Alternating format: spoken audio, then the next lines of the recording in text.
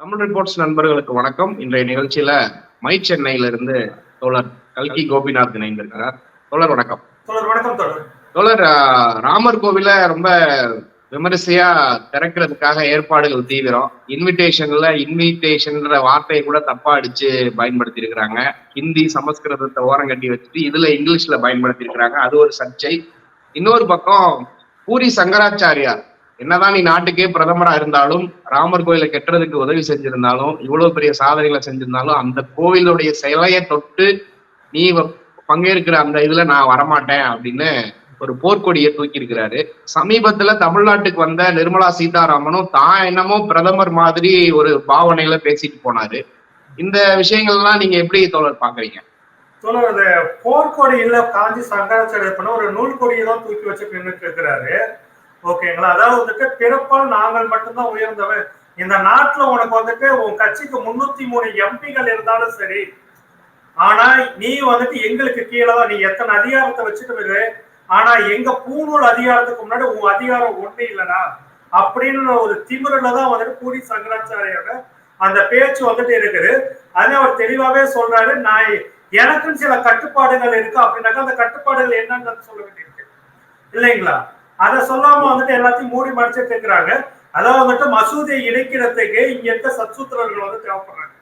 இவங்களுக்கு அந்த கோயில் கட்ட பணம் கொடுக்கறதுக்கு சத்சூத்திரர்கள் தேவைப்படுறாங்க. ஆனா இந்த எந்த சங்கிரமணமாவது வந்து நம்ம தேடி பார்த்தோம்னாக்கா வந்த தகவல்படி அந்த அயோத்தியில நடத்திட்டு இருக்கிற அந்த ராமர் சுற்றுலாத்தலம், அது கோயில் சொல்ல முடியாது, அது ஒரு டூரிஸ்ட் ஸ்பாட், அவ்வளவுதான். டூரிஸ்ட் ஸ்பாட் அது வந்து ஒரு சுற்றுலாத்தலம் தான் தவிர அது கோயிலோ அது ஒரு கோயிலுக்கான இதோ கிடையாது, ஒரு அரசியல் சுற்றுலாத்தலம் அப்படிதான் நம்ம எடுத்துக்கொள்ள முடியும். அந்த சுற்றுலாத்தலத்துக்கு இவங்க யாருமே வந்துட்டு பணம் கொடுக்க கிடையாது. இவங்க பணம் கொடுத்திருந்தாலும் அந்தந்த மடங்களுக்கு வரக்கூடிய விஐபிஸோ மக்களோ சாதாரண மக்களோ கொடுத்த நிதியில இருந்து கொஞ்சம் தான் எடுத்து கொடுத்திருப்பாங்களே தவிர இவங்களுடைய சொந்த உழைப்புன்னு என்ன இருக்குது இல்லைங்களா? இவங்க ஒரு கதா கலட்சேபம் பண்ணி கூட அந்த பணத்தை எடுத்து கொடுத்துருக்க மாட்டாங்க. அப்படிப்பட்ட அயோக்கிய கூட்டம் தான் இந்த இது. மற்ற பணத்தை திருடி இவங்க பணமா கொடுக்கக்கூடிய ஒரு மென்டாலிட்டியில இருக்கக்கூடிய நபர்கள் தான் இவங்க. அப்படிப்பட்டவங்க வந்துட்டு இன்னைக்கு வந்துட்டு ஒரு பிரதமர் அவமானப்படுத்தி இருக்கிறாங்க. இது ஒரு தேசிய, இது வந்து அந்த அயோத்தி ராமர் கோயில்ன்றதே வந்துட்டு பாத்தீங்கன்னா ஒரு தேசிய அவமான சின்னம். அந்த அவமான சின்னத்துல ஒரு ராமரை கொண்டு போய் வைக்கக்கூடிய ஒரு நபருக்கு இன்னைக்கு வந்து உனக்கு என்னடா தகுதி இருக்குன்னு ஒரு வார்த்தையை கேட்டதுக்கு அப்புறமேட்டும் இங்க இருக்க சங்கி பயலுக்கு வாய மூடிட்டு இருக்கிறானுங்க இல்லைங்களா? இன்னைக்கு நீங்களும் நானும் ஒன்றிய பிரதமர் நரேந்திராவை குறித்தோ, ஏன் நம்மளுடைய ராகுல் காந்தி வந்து மோடின்னு பேர் வச்சிருக்கோம் திருடனா இருக்காங்க சொன்ன உடனே அவருடைய பதவியை பிடிக்கிறானுங்க. இன்னைக்கு ஒரு பஞ்ச பண்டார குரூப்ல இருக்கக்கூடிய, அதாவது வந்துட்டு அவங்களுக்கு சொல்லுவாங்க இல்லைங்களா, இவங்களுடைய பொழப்பே வந்து பாத்தீங்கன்னா பிச்சை எடுத்து வாழக்கூடிய பொழப்புன்னு சொல்லக்கூடிய அந்த பொழப்பு பொழைக்கிற கூட்டம் இன்னைக்கு வந்து பாருங்க ஒரு பிரதமர் அவமானப்படுத்துறானுங்க. அண்ணாமலை வந்து எவனா வாயத்தை வந்திருக்கிறானுங்களா? அர்ஜுன் சம்பத் தன்னை வந்துட்டு இந்துக்களின் முதல்வன் சொல்லுவாரு. இவங்க வந்து விஸ்வகுருன்னு சொல்லுவாங்க நரேந்திராவை. அந்த விஸ்வகுருவை இன்னைக்கு ஒருத்த அவமானப்படுத்தி காட்டியிருக்காரு இல்லைங்களா? அது அப்ப வந்துட்டு இவங்க ஏன் அமைதியா காத்துட்டு இருக்கிறாங்க, வாயை மூடிட்டு இருக்கிறானுங்க? ஒருத்தரும் வாயத்துறங்களை சொல்லி 2 நாள் ஆகுது. யாராவது இதுக்கு ஒரு கண்டனத்தை தெரிவிச்சிருக்கிறாங்களா? அதுக்கு முன்னாடி சுப்பிரமணிய சாமி சொல்லி இருக்கிறாரு. சுப்பிரமணிய சாமிக்கு எவனும் கண்டனம் தெரிவிக்கல போல. இது எவ்வளவு பெரிய அயோக்கியத்தனமா இருக்கிறாங்க அப்படின்றத நம்ம பார்க்க வேண்டியது. அதாவது வந்துட்டு இந்த சத்சூத்திரர் வந்து பாத்தீங்கன்னா தனக்கு கீழே தனக்கு சமமா இருக்கவங்களே தனக்கு கீழே இருக்கவங்களையும் தான் வந்துட்டு அடிக்க தயாராகவே தவிர தனக்கு மேல இருக்கிற எஜமானுடைய பாராட்டிட்டு இருக்கக்கூடிய நாய்களா இருந்துட்டு இருக்காங்க. அந்த பார்ப்பனர்களுக்கு நன்றியுள்ள நாய்களா இருந்துட்டு தான் அந்த அண்ணாமலை அர்ஜுன் சம்பத் போன்றவங்க இருந்துட்டு இருக்காங்க. அப்படிதான் நம்ம பார்க்க வேண்டியது. இதே விவகாரத்தை தானே சனாதானம், இதுதான் சனாதானம் அப்படிங்கிறத உதயநிதி ஸ்டாலின் பேசியிருந்தாங்க. யாரும் யாருக்கும் கீழானவை கிடையாது, பிறப்பால யாரும் உயர்வு தாழ்வு பார்க்க கூடாது அப்படிங்கிற விவகாரத்தை தான் உதயநிதி ஸ்டாலின் பேசியிருந்தாரு. இதே விவகாரத்தை தான் பெரிய அரசியலா எடுத்து மோடியில இருந்து அமித்ஷால இருந்து எல்லாரும் தேசிய அளவுல பேசினாங்க. இப்போ இந்த விஷயத்தை குறிச்சு எல்லாருமே அமைதியா இருக்கிறாங்க. இப்ப நாளைக்கு கோவிலே திறந்ததுக்கு அப்புறமும் அந்த வட மாநிலங்கள்ல இருக்கக்கூடிய பொதுமக்கள் அந்த கோவிலுக்குள்ள வந்து ஒரு முழு உரிமையோட போக முடியுமா அப்படிங்கிற ஒரு கேள்வி இருக்குல்ல? ஆமா, இல்ல கண்டிப்பா வந்துட்டு இப்பயே வந்துட்டு பாருங்க, நமக்கு வந்துட்டு இதுல வந்து முரண்பாடுகள் நிறைய இருக்குது. அந்த பாபர் மஸ்ஜித் வந்துட்டு இடிக்கப்பட்டது நமக்கு உடன்பாடு இல்லை. அந்த இடத்துல கோயில் கட்டப்பட்டது நமக்கு வந்துட்டு உடன்பாடு கிடையாது. அது வந்துட்டு ராமனுக்கான கோயில் இல்லை, அது பிஜேபியோடைய கொள்கை பரப்பு கூடாரமா இருக்கக்கூடிய ஒரு இடம். அப்படிதான் நம்ம பார்த்து கொள்ள முடியும். அப்படிப்பட்ட இடத்துல வந்து பாத்தீங்கன்னாக்கா நமக்கு நம்ம இதை ஏத்துக்காலும் ஏத்துனாலும் அதுக்கான கரசபைகள் பண்ணவங்க யாருன்னு பாருங்க, சிவசேனா கட்சியை சேர்ந்தவங்க பண்ணியிருக்கிறாங்க. இந்துத்துவ அமைப்புகள் நம்ம அர்ஜுன் சம்பத் தான் சொல்லுவார், நாங்களும் கரசபைக்கு வந்துட்டு அயோத்திக்கு ரத்த யாத்திரைக்கு போகணும்னு சொல்லிட்டு மாதட்டி சொல்லிக்குவார். இன்னைக்கு அர்ஜுன் சம்பத்துக்கு அழைப்புகளே இல்ல. அழைப்புகள் யாருக்கு வந்திருக்கு? ரஜினிகாந்த் வந்திருக்குது. ரஜினிகாந்த் வந்துட்டு கரசபைக்கு போனாரா இல்ல வந்துட்டு அர்ஜுன் சம்பத் போனாரா? அர்ஜுன் சம்பத் போனா 10 பைசா வந்துட்டு கொடுக்க மாட்டாங்க. ஆனா ரஜினிகாந்தும் அமிதாப் பச்சனும் போனா கோயிலுக்கு பணம் கொடுப்பாங்க. அதான் வந்துட்டு இங்க ஜாதி மட்டும் இல்லை, இங்க வர்த்த ரீதியான பிரச்சனையும் அவங்க வந்து கொண்டாந்து நிறுத்தி இருக்கிறாங்க. பணம் கொடுக்கறவன் எங்களுக்கு முன்னாடி வான்னு சொல்றாங்க. அதாவது நம்மளுடைய இந்து சமய அறநிலையத்துறை கட்டுப்பாட்டுல இருக்க கோயிலுக்குள்ள அபாண்டமா ஒரு பழிய சுமத்துவானுங்க இவனுங்க. கோயிலுக்கு போனாலே இன்னைக்கு வந்து காசு செலவாகுது அப்படின்றானுங்க. அதாவது வந்து ஒரு வீடியோ கூட சமீபத்துல பார்த்தேன். ஒரு முஸ்லீம் பையன் வந்துட்டு ஒரு முஸ்லீம் அம்மா கிட்ட சொல்றாங்க, அம்மா நான் மசூதிக்கு போயிட்டு வரோம்மான உடனே அந்த பையன் வந்துட்டு போயிட்டு வரோம்னா அந்த அம்மா வந்துட்டு வழி அனுப்பி வைப்பாங்க. ஒரு கிறிஸ்துவ பையன் வந்துட்டு என்னன்னாக்கா அந்த கிறிஸ்தவ மாட்டை வந்துட்டு அம்மா நான் சர்ச்சுக்கு போயிட்டு வரேன்னு சொல்லும் போது ஒரு 10 ரூபாயை கொடுத்து இதை வந்து சர்ச்சுக்கு வந்து சேர்த்துருப்பாங்க. ஒரு இந்து பையன் வந்துட்டு அவங்க அப்பாட்ட போயிட்டு அப்பா நான் போய் இங்க பாருங்க, இங்க எல்லாம் அம்மா வந்தாங்க, இந்த இடத்துல அப்பா வருவார். அப்பாட்ட போயிட்டு கேட்பாராம். அப்பா வந்துட்டு உடனே சொல்லுவாரு, எவ்வளவு அப்பாட்ட இந்த பையன் கோயிலுக்கு போற காசு கொடுக்கணும் எவ்வளவு வேணும்னாக்கா 450 ரூபாய் 500 ரூபாய் கேட்கும் போது அதுல செருப்பு விடுறதுல வந்துட்டு எல்லாத்துக்கும் காசு போடுவான். ஆக்சுவலா திருக்கோயில் இந்து சமய அறநிலையத்துறை கட்டுப்பாட்டுல இருக்க எந்த கோயிலையும் செருப்பு விடுறதுக்கு காசு கிடையாது. உள்ள வந்துட்டு இது பண்ணது சிறப்பு தரிசனங்களுக்கு கட்டணம் வசூலிக்கப்படுது. இந்த சிறப்பு தரிசனம் என்னன்னாக்கா கோயில வந்துட்டு கோயிலா பார்க்காம பக்தியா நினைக்காம டூர் போறாங்க பாத்தீங்களா, இந்த டூர் மனப்பான்மையில இருக்கக்கூடியவன் தான் வந்துட்டு சிறப்பு தரிசனத்தை பார்த்துட்டு அடுத்த இடத்துக்கு போய் சுத்தி பார்க்கணும் அப்படின்னு நினைப்பாங்க. உதாரணம் சொன்னாக்க நம்ம ஒரு இங்க சென்னை காளிகம்மாள் கோயில் இருக்கு இல்லைங்களா, அங்க வரவங்க வந்து சீக்கிரம் சாமியை பார்த்துட்டு என்ன பண்ணு நினைப்பானுங்கன்னா பக்கத்துல பீச்சுக்கு போகணும்னு நினைப்பானுங்க. அவனுக்கு சாமியை கும்பிடணும்னு என்ன இருக்காது, பீச்சுக்கு போகணும்னு தான் என்ன இருக்கும். புரியுதுங்களா? அவனோட பக்தி அங்கதான் இருக்குது. பக்தின்றது 2 நிமிஷம். அதுக்காக என்ன பண்ணுவான், ஒரு சிறப்பு கட்டணம் டிக்கெட்டா ஒரு 5 ரூபாய் கொடுத்து இது பண்ணுவான். ஓகேங்களா? இதுதான் நடந்துட்டு இருக்கு இந்த சிறப்பு கட்டணம்ன்றதுதான். ஆனா உண்மையிலே பக்தியோட போறவன் அந்த கோயிலை முழுசா சுத்தி பார்க்கணும்னு சுத்தி பார்த்துட்டு போவானுங்க. இதுதான் வந்துட்டு இதா இருக்கும். அதை குறுக்கு வழியில போய் பார்க்கணும்னு நினைக்கிறவங்க அந்த இது பண்ண அந்த சிறப்பு கட்டணம் கூட பாத்தீங்கன்னாக்கா இந்த ஐயர்கள் கொள்ளையடிச்சிட்டு இருந்தாங்க. அப்ப கோயில் குருக்கள் வந்து பாத்தீங்கன்னாக்கா இந்த சிறப்பு கட்டணங்கள், அதாவது குறுக்கு வழியில் வரக்கூடிய விஐபிகளுக்கு வந்துட்டு அவங்க நிறைய பணத்தை வாங்கிக்கிட்டு சாமியை நேரடியா சீக்கிரம் பார்க்கணும்னு நினைக்கிறவங்களுக்கு பணத்தை வாங்கிட்டு ஏமாத்தி கொள்ளையடிச்சிட்டு இருந்தாங்க. கோயில் நிர்வாகத்தை ஏமாத்தி கொள்ளையடிச்சிட்டு இருந்ததை தடுக்கிறதுக்காக இந்து சமயத்துல எதுக்கு ஐயர்கள் வந்து கொள்ளையடிக்கணும், நம்ம அரசாங்கமே அது பணமா வந்ததுனாக்கா அது கோயிலுக்கு பயன்படும். ஐயர்கிட்ட போறாங்க எந்த காசா கோயில்கள் பயன்பட்டு இருக்குதுங்களா? ஒன்னு நிர்மலா சீதாராமன் சொல்றாங்களே உண்டியல்ல காசு போடாதீங்க, அவங்க எங்க போடணுமோ அங்க கொடுங்க அப்படின்னாக்கா அந்த எங்கன்றது தட்டுதான் நல்லா தெரியும். அந்த தட்டுல போற காசுக்கு எவ்வளவு கணக்கு இருக்குது. நான் பார்த்த வரைக்கும் நானும் கோயிலுக்கு போய் சாமி கும்பிட ஒருத்தம் தான். நான் பார்த்த வரைக்குமே பாத்தீங்கன்னாக்கா எங்க வீட்டுல எங்க அம்மாட்டே நான் கேட்டுருக்கிறேன். இப்ப கூட எங்க அம்மா கோயிலுக்கு போகும்போது கூட நான் கேட்பேன், காசு எதுல போட்டேன்னு கேட்டா அவங்க தட்டுல போட்டோன்னு தான் சொல்லுவாங்க. உண்டியல போட்டாக்க போடுன்னு சொன்னாக்கா போட மாட்டாங்க. ஏன்னா மைண்ட் செட் அப்படி இருக்குது. ஏன்னா அவங்க எல்லாமே அப்படியே வறுமையில இருக்கு. எல்லாரும் வசதியா இல்ல, எல்லாரும் வறுமையாவும் இல்லை அப்படின்றத. அதாவது வந்து பார்ப்பன சமூகத்திலே வந்து பார்த்தீங்கன்னா சவுண்டி பார்ப்பனர்கள் இன்னைக்கு வரைக்கும் அவங்களே ஒடுக்கிதான் வச்சிருக்காங்க. அது அவங்களே புரிஞ்சுக்காத ஒரு விஷயம். அந்த சவுண்டிகளே வந்துட்டு பாத்தீங்கன்னாக்கா தங்களை ஒடுக்குறாங்க அப்படின்னு புரிஞ்சுக்காம அவங்க இன்னொருத்தரை ஒடுக்கிட்டு இருக்காங்க. நம்ம கட்டமைப்பும் அப்படித்தானே இருக்குது. என் தலையை 10 கால்கள் வந்துட்டு என் தலையை அழுத்திட்டு இதை பத்தி அவரும் கவலைப்பட மாட்டான். ஆனா என் காலுக்கீழே ஒரு தலையாவது இருக்கணும்னு நினைக்கிறானுங்க. அந்த ஒரு பிரச்சனையை தான் இங்க வந்து பார்க்க வேண்டியதா இருக்குது. அந்த மாதிரிதான் இந்த இதுலயும் வந்துட்டு பல பேரை புறக்கணிச்சுட்டு பணக்காரர்களை மட்டும் கூப்பிட்டு இருக்காங்க. இந்த ராமர் கோயில் வந்து பார்த்தீங்கன்னா சொன்ன மாதிரி இது சுற்றுலாத்தலம், கோயில் கிடையாது.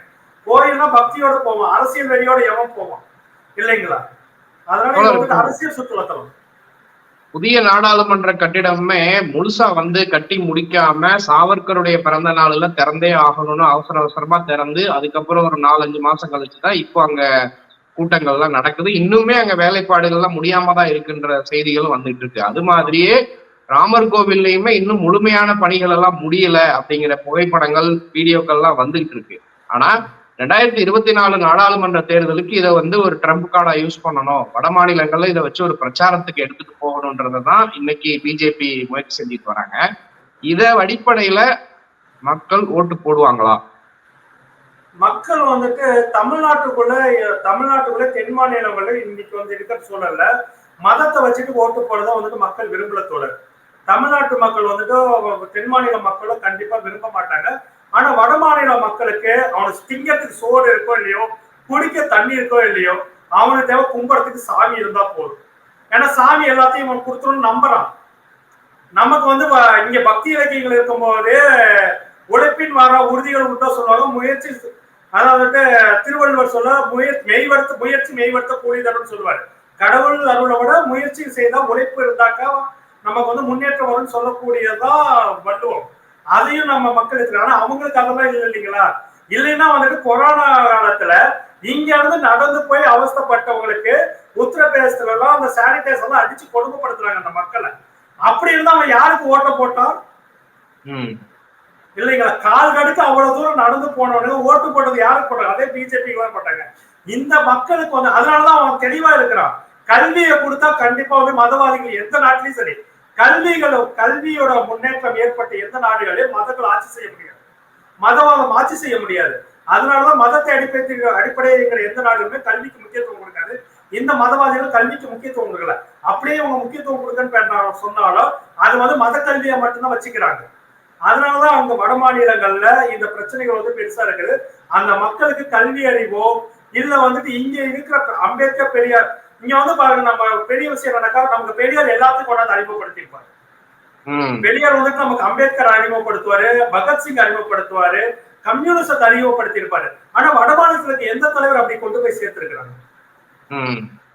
இது ஒரு பிரச்சனை அங்க இருக்கு இல்லைங்களா? அங்க இருக்க தலைவர்கள் இங்க இருக்கும் பேரை கூட சொல்ல மறுத்ததோடைய விளைவுகள் இன்னைக்கு இதாயிட்டு இருக்கு. அதனால வரப்போற தேர்தல நமக்கு ஓப்பனா தெரிஞ்சு வச்சுமே, இந்தியா கூட்டணி வந்துட்டு இன்னைக்கு கூட பாருங்க, மம்தா பானர்ஜிக்கு காங்கிரஸ்க்கும் உருண்டை எழுதிட்டு இருக்கிறாங்க. இது தேவையில்லாத ஒரு பிரச்சனை. தேர்தல் கிட்ட வரும்போது தேவையில்லாத பிரச்சனைகள் இதாக்கு. இன்னொரு பக்கம் பஞ்சாப்ல அந்த மாநில முதல்வரும் காங்கிரஸ் அடிச்சுக்கிட்டு இருக்காங்க. இவங்க இப்படி அடிச்சுட்டு இருக்கிறதுலாம் என்ன பயனாகும்? இங்க தமிழ்நாட்டுல மட்டும் நாம ஒற்றுமையா இருந்தா, எதிர்கட்சியில் ஒற்றுமையா இருந்தாங்க பிஜேபி வீழ்த்த முடியாது. நாடு முழுக்க ஒற்றுமையா இருக்கணும், அந்த அறிவு வந்துட்டு அவங்களுக்கு இல்லை. இன்னைக்கு வரைக்கும் அவங்க வந்து பிரச்சனை அங்கதான் போயிட்டு இருக்கு. அதனால இந்த முறை பிஜேபி வரதுக்கான வாய்ப்புகளும் அதிகமா இருக்குது. அப்படி வந்தா நாடு குட்டி செவர ஆகிறத விட்டு வேற குட்டி செவரு சின்ன பட்டம் ஆயிடும் தான் சொல்ல முடியும். இப்போ தேசிய அளவுல காங்கிரஸ் கட்சி வந்து சமூக நீதி அப்படிங்கிற ஒரு பார்வைய ரொம்ப தீவிரமா கையில் எடுத்திருக்கிறாங்க. இப்போ மல்லிகார்ஜுன கார்கே அவர்கள் தலைவரை வந்ததுக்கு அப்புறமா இருக்கட்டும், ராகுல் காந்தியனுடைய ஒரு புதிய எழுச்சி பாரத் ஜோடோ யாத்திரைக்கு அப்புறம் அவங்க முன்வைக்கக்கூடிய அரசியல் வந்து பாரம்பரியமா காங்கிரஸ் கட்சி வைக்கிறத விட இப்போ கொஞ்சம் தமிழ்நாடு ஸ்டைல ஃபாலோ பண்றாங்களா அப்படிங்கிற பார்வை வருது. பெண்களை மையப்படுத்தி கொண்டு வரக்கூடிய மக்கள் நல திட்டங்களா இருக்கட்டும், சாதிவாரி கணக்கெடுப்பு, இந்த ஓபிசி அரசியல் பேசுறது எல்லாமே திராவிட அரசியலுடைய நீட்சியை பார்க்க முடியுது. இன்னைக்கு ராகுல் காந்தி அவர்கள் வந்து அவங்களுடைய 139வது ஃபவுண்டேஷன் டேல, அதுவும் நாக்பூர்ல மீட்டிங்கை போட்டு ஒரு கொள்கை பிரகடனத்தையே அறிவிச்சுட்டாங்க. இது வந்து சித்தாந்த போர் அப்படின்ட்டாங்க. ஏன்னா இன்னைக்கு இந்திய அளவுல வந்து தமிழ்நாட்டுல திமுக ஒண்ணுதான் பிஜேபியையும் RSS சித்தாந்த அடிப்படையில எதிர்க்கிறது. மத்த எல்லாருமே அரசியல் அடிப்படையில எதிர்க்கிறாங்க. இப்ப அந்த அணியில காங்கிரஸும் ராகுல் காந்தியும் சேர்ந்து இருக்கிறாங்க அப்படிங்கிறது, இது அவங்களுக்கு எந்த அளவுக்கு வட மாநிலங்கள்ல கை கொடுக்கும் நீங்க நினைக்கிறீங்க? ஆக்சுவலா என்னன்னாக்கா, காங்கிரஸ் வந்துட்டு இன்னைக்கு வந்துட்டு முற்போக்கு அரசியல முன்னெடுக்கிறாங்க. பிளஸ் வந்துட்டு பிஜேபி RSSக்கு எதிரான சித்தாந்த போரா வந்துட்டு இந்துத்துவக்கு எதிரான சித்தாந்த போரா முன்னெடுக்கிறாங்கனாக்கா, அது வந்துட்டு பாத்தீங்கன்னாக்கா ராகுல் காந்தி மல்லிகார்ஜுன கார்கே மட்டுமே எடுத்திருக்கிறத நான் பாக்குறேன். காங்கிரஸ்ல இருக்க மத்திய தலைவர்கள் என்ன பண்றாங்க? மத்திய பிரதேச கமல்நாத் என்ன பண்ணாரு? ஒரு சன்னியாசி, அதாவது பிஜேபிக்கு சப்போர்ட்ல சன்னியாசி கூட்டிட்டு போய் எல்லா இடத்தையும் பிரச்சாரம் பண்றாரு. ஆனா மத்திய பிரதேசத்துல ராகுல் காந்தி ஓபிசி வாக்குப்பதிவு எங்கெல்லாம் முன்னெடுத்து பேசினாங்களோ அந்த இடமெல்லாம் ஓட்டுப்பதிவுகள் அதிகமா இருக்குது. ஆனா கமல்நாத் கொண்டு போய் இந்த பிஜேபி சங்கியை கூட்டிட்டு போய், சாமியாரை கூட்டிட்டு போய் பிரச்சாரம் பண்ண எல்லா இடத்துல காங்கிரஸ் வந்துட்டு படு கேவலமா தோத்து இருக்குது. அப்படிக்குள்ள நமக்கு வந்து என்னன்னாக்கா, தலைவர்கள் சரியான மட்டும் பத்தாது, அவங்க கீழே இருக்க தலைவர்களையும் சரிப்படுத்த வேண்டும். அப்படி இல்லைனாக்கா அவங்கள தூக்கிடணும். கமல்நாத் மாதிரியான சாஃப்ட் இந்துத்துவா விஷத்தை வந்துட்டு ஹார்டா உடனே உயிர் போற விஷமா இருந்தா என்ன, ஸ்லோ பாய்சனா இருந்தா ரெண்டும் ஒண்ணுதானே தோழர்.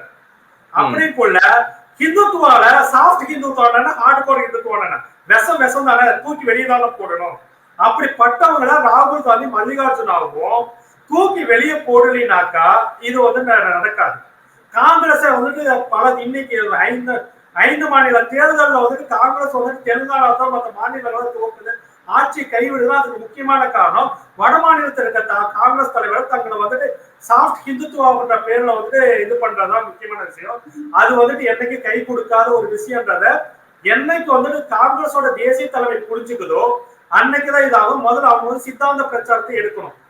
அந்த சித்தாந்த பிரச்சாரத்தை எடுக்கலினா தான் பிரச்சனையாகும்.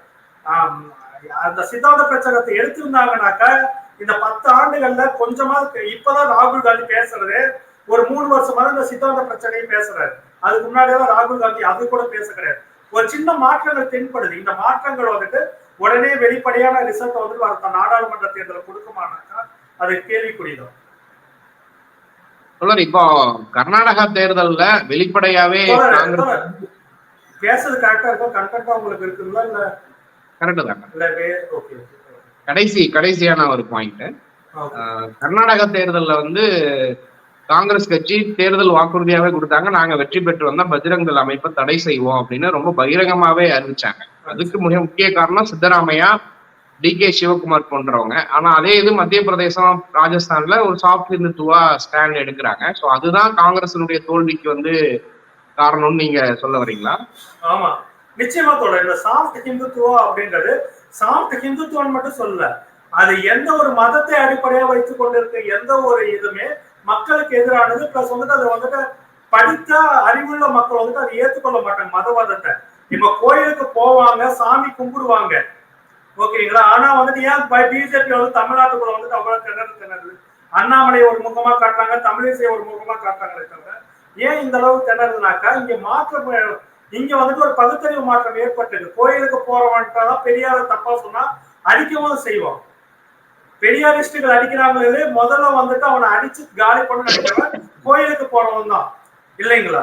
அப்படி இருக்கும்போது இங்க வந்துட்டு பாத்தீங்கன்னாக்கா அந்த சாஃப்ட் ஹிந்துத்துவாவை இந்த காங்கிரஸ் கட்சி வந்து கையில வச்சிருக்கிற வரைக்கும் அந்த சாஃப்ட் RSS வாதிகளே உள்ள இருக்கிறாங்க. சசி தரூர் போன்றவர்களை எல்லாம் வந்துட்டு கண்டிப்பா களையெடுக்கப்பட வேண்டிய நபர்கள். காங்கிரஸ் கட்சி விட்டு நீக்கினா தவிர இவங்களே இதை பண்ணாரு. ஏன்னா இவங்க என்ன பண்ணுவானாக்கா இந்த பக்கம் கையை நடப்பாங்க, அந்த பக்கம் போய் கால கழிப்பாங்க. அப்படிப்பட்ட ஆட்களை வச்சுக்கிட்டு நாம என்னத்தை பண்ண முடியும், இல்லைங்களா? ஒரு மாற்றம் வேணும், ஒரு சித்தாந்த மாற்றம் வேணும். இந்த நாடு முன்னேறணும்னாக்கா முதல்ல வந்துட்டு நம்ம காங்கிரஸ் மட்டும் சொல்லல, எல்லா கம்யூனிஸ்ட் கட்சிகளையும் சொல்றோம். பார்ப்பன ஆதிக்கத்தை நேரடியாக எதிர்க்காமல் எந்த ஒரு சித்தாந்த மாற்றத்தையும் இங்க வந்துட்டு ஏற்படுத்த முடியாது. முக்கியமா சொன்ன இடதுசாரி கட்சிகள் இங்க தோல்வி அடைந்தது காரணமே வந்துட்டு மண்ணுக்கு ஏற்ற மாற்றத்தை எடுக்காம அவங்க வர்க்க ரீதியான போராட்டத்தை கையில் எடுத்ததுனாலதான் இடதுசாரி சித்தாந்தமே இங்க காணாம போறது நிலைமை கொண்டாந்துருக்காங்க. தமிழ்நாட்டுல மட்டுமே 2 எம்பிக்களை கொடுக்க முடியுது, காஷ்மீர்ல ஒரு MP இருக்காங்க, மத்த இடத்துல எங்க போனாங்க? இன்னைக்கு அதே கேள்விக்கின்றமா பேசிட்டு இருக்காங்க. ஆனா எல்லா போராட்ட காலத்திலையும் முன்னாடி இன்னைக்கு விவசாய போராட்டத்தை ஒருங்கி இருக்கிறது. எல்லா இடத்துலயுமே வந்து பாத்தீங்கன்னா கம்யூனிஸ்டுகளோட பங்கு பெரும்பங்கா இருக்குது. ஆனா அது ஓட்ட கன்வெர்ட் ஆக மாட்டேங்குது. ஏன்? அப்படி கூட இவங்க எல்லாம் மாற வேண்டிய விஷயங்கள் நிறைய இருக்குது. அதை மாத்தலைன்னா வேலைக்கு ஆகாது. முதல்ல வந்துட்டு சனாதனம்னா என்னென்ன தெளிவு என்னைக்கு வட மாநிலங்கள் ஏற்படுதோ அன்னைக்கு வரைக்கும் இந்த பிஜேபி RSS இருக்கிறது ரொம்ப கஷ்டம். அதுக்கான முன்னேற்பாடுகளை இங்க இருந்து தெற்கில் இருந்துதான் விவேகானந்தர் தான் சொல்லுவாங்க. தெற்கில இருந்து ஒரு ஒளி பிறக்கும், அது இந்தியாவை ஆளும்பாங்க. அந்த ஒளி வந்துட்டு பாத்தீங்கன்னா அந்த பகுத்தறிவு ஒளியா இருக்கணும், அது மதவாதத்துக்கு எதிரான ஒளியா இருக்கணும். அப்படி இருந்தா மட்டும்தான் இந்த சனாதனத்தை இது பண்ண. அதுக்கு நம்மளுடைய பெரியார் இயக்கங்கள் எல்லாமே முதல்ல பெரியாரிய கொள்கைகளையோ இங்க இருக்க முற்போக்கு இயக்கங்களுடைய கொள்கைகளையோ தயவு செஞ்சு அதை வந்துட்டு அவனுங்களுக்கு புரியுற மாதிரி அவன் மொழியில பழக்கணும். தேசம் முழுக்க ஹிந்தியில பழக்க கூடாது. மகாராஷ்டிராவில் நம்மளோட சித்தாந்தம் போனா மராட்டி மொழியில கொடுக்கணும். குஜராத் நம்மளோட சித்தாந்தம் போனா குஜராத்ல கொடுக்கணும், அங்க ஹிந்தியில கொடுக்க கூடாது. உத்தரப்பிரதேசத்தில் பீகார்ல ஹிந்தியில தான் நம்ம சித்தாந்தங்கள் கொடுக்கணும். அந்தந்த மொழியில இது பண்ண மாதிரி இது பண்ண. அதுக்கு இங்க இருக்க இயக்கங்கள் அந்த செலவுகளை ஏத்துக்கிட்டு அதை டிரான்ஸ்லேஷன் பண்றதுக்கான எவ்வளவு பொருளாதார வசதிகள் இருக்கு, அதை டிரான்ஸ்லேட் பண்ணி ஒரு 100 காப்பி PDF போட்டு கொடுக்கணும். அது பரவட்டுமே கொஞ்சம் கொஞ்சமா. அதுதான் நம்மளுடைய கோரிக்கை. நிச்சயமா தொடர்ந்து பேசுவோம். ஓகே, ரொம்ப நன்றி தோழர்.